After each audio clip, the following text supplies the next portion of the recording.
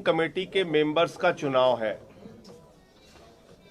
चुनाव से पहले वो भारतीय जनता पार्टी जिसको दिल्ली की जनता ने बुरी तरह पराजित कर दिया, वो भारतीय जनता पार्टी जिसके खिलाफ दिल्ली की जनता ने जनादेश दिया, 15 साल के उनके कुशासन को खारिज किया, हराया, वो भारतीय जनता पार्टी खूनी खेल एमसीडी के सदन में कर रही है।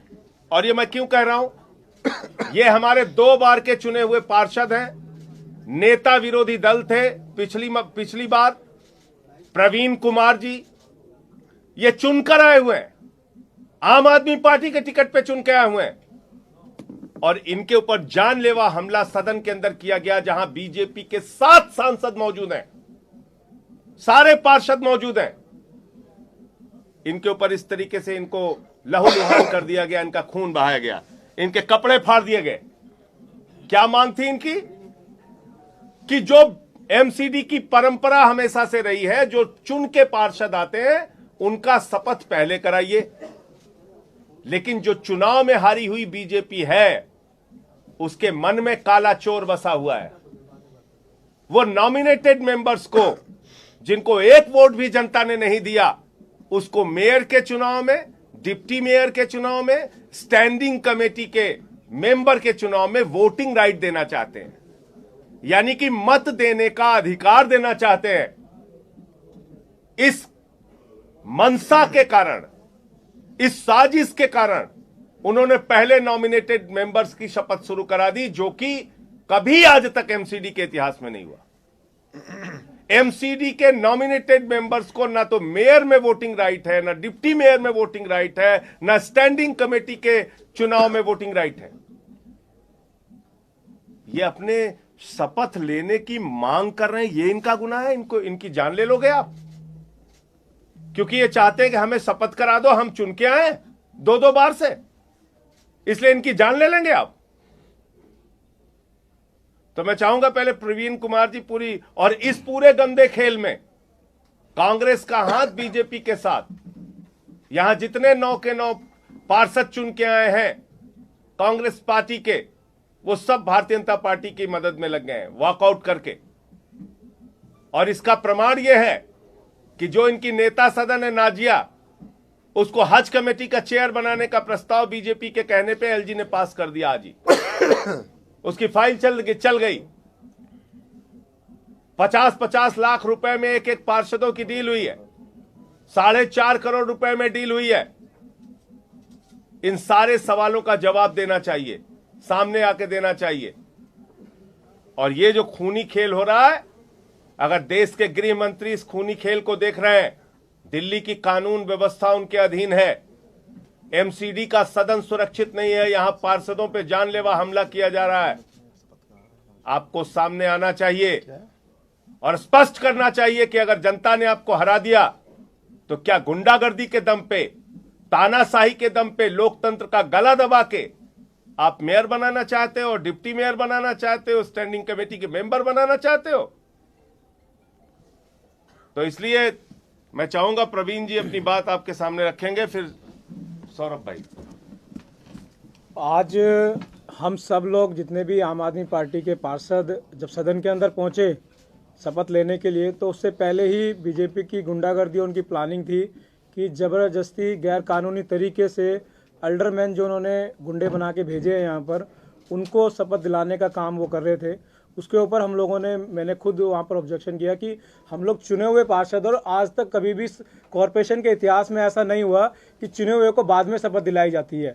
हमेशा जो भी अल्डरमैन बनते हैं उनको बाद में शपथ दिलाई जाती है। मैं दूसरी बार सदन के अंदर चुन के आया हूँ, तो उन्होंने इस बात का जब मैंने विरोध किया, तो जितने भी अल्डरमैन जो थे वो सारे के सारे, और जो इलेक्टेड पार्षद थे और जो वहाँ पर सांसद थे बीजेपी के, सब लोगों ने मुझ पर हमला किया। जिससे शपथ लेते हैं, जिस मोमेंटो से, वो मेरे ऊपर उन्होंने मारने की कोशिश की और मारे उन्होंने। मैंने हाथ लगाया, मेरे सर पे भी लग सकती थी चोट। उसके बाद उन्होंने मेरा गला दबाया और मेरे सारे कपड़े फाड़ दिए। कम से कम भी 25 से 30 पार्षद और सांसद मिलके मुझे अकेले को जिस तरीके से उन्होंने हाथापाई की है, वो बहुत गलत है। इस तरीके से नहीं करने चाहिए। मैंने बोला भी सांसद साहब को कि ये पार्षद है, आप लोग उनको समझाओ कि इस तरीके से नहीं होना चाहिए सदन के अंदर।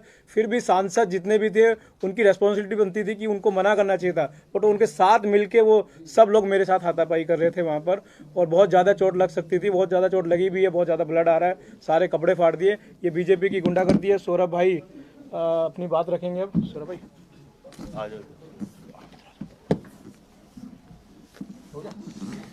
देखिए, एमसीडी के बहुत सारे जर्नलिस्ट और रिपोर्टर यहाँ पे हैं। मैं चाहूँगा कि ये बात आप खुल के दिल्ली वालों को बताएं कि नॉमिनेटेड काउंसलर कभी भी सदन के अंदर वोट नहीं डालते।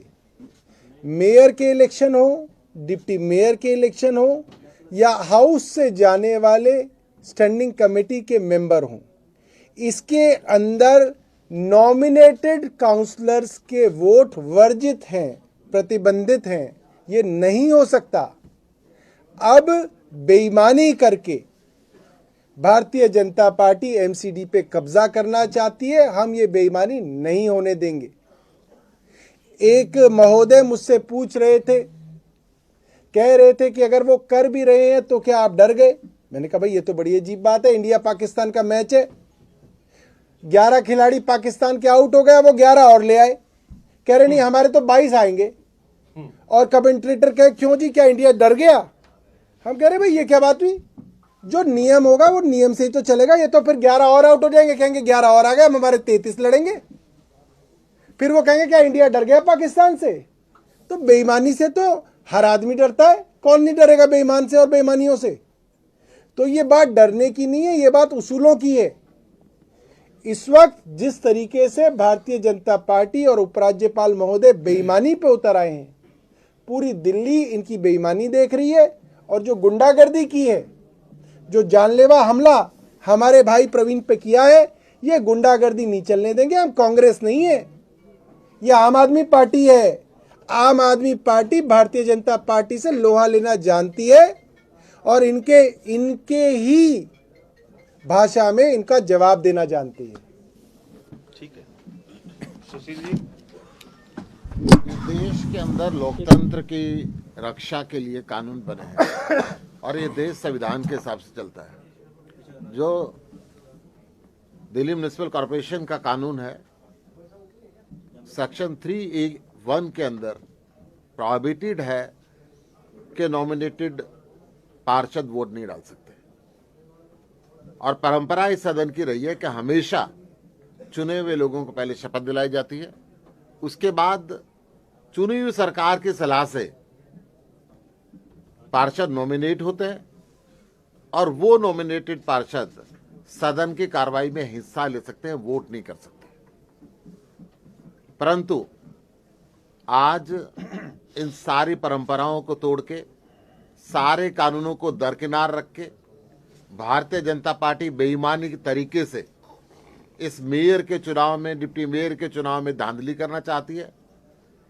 चुने हुए पार्षद जो दिल्ली की जनता ने चुन के भेजे, उनकी अहमियत को कम करके पहले नॉमिनेटेड लोगों को ये शपथ दिलाना चाहते हैं, फिर उनसे वोट कराना चाहते हैं, जिसका विरोध सदन के अंदर जब किया गया तो जानलेवा हमला किया गया, खून निकाल दिया गया, कपड़े पाड़ दिए गए, दबोचा गया और गुंडागर्दी का माहौल सदन में हुआ है।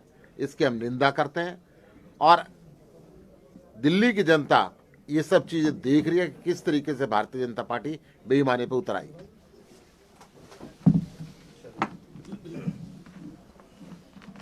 चले सदन।